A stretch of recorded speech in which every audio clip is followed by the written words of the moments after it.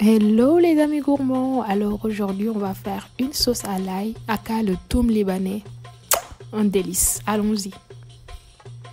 Pour cela on aura besoin de 100 g d'ail frais, il est important de le prendre très frais et d'enlever les germes pour éviter l'amertume.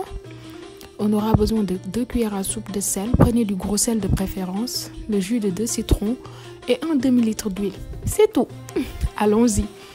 En fait, le toum, c'est comme une mayonnaise. Donc, il faut la monter comme on monterait une mayonnaise. Donc, on commence par mixer l'ail. Il faut que l'ail soit vraiment très bien mixé. Il faut que ça devienne une pâte vraiment lisse. Voilà, vous voyez ici la consistance qu'on doit avoir une fois bien mixé. À ce stade, je vous conseillerais de transférer ça dans votre mixeur plongeant et de continuer. C'est beaucoup plus commode que d'utiliser le mixeur normal. Mais vous pouvez aussi faire avec. Vous allez voir qu'à la fin, moi, j'utilise le mixeur plongeant.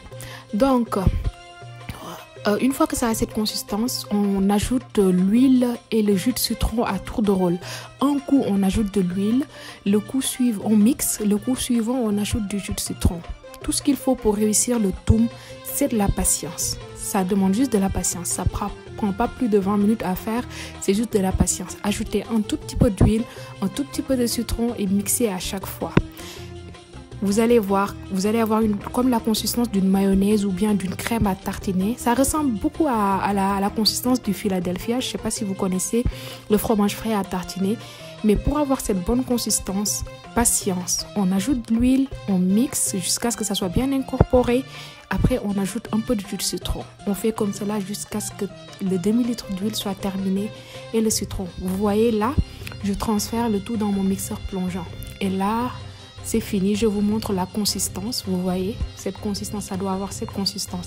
Si à la fin vous n'avez pas cette consistance et que c'est un peu liquide, c'est pas grave, ajoutez un blanc d'œuf et normalement ça devrait avoir la bonne consistance.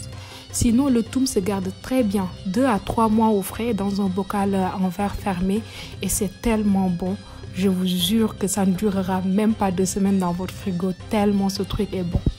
C'était tout pour moi aujourd'hui. Comme toujours, restez des gourmands. Et puis, n'oubliez pas de vous abonner à mon Instagram, à mon YouTube. Plus on est de gourmands, mieux on mange. Bisous et surtout, le plus important, restez des gourmands. Mouah.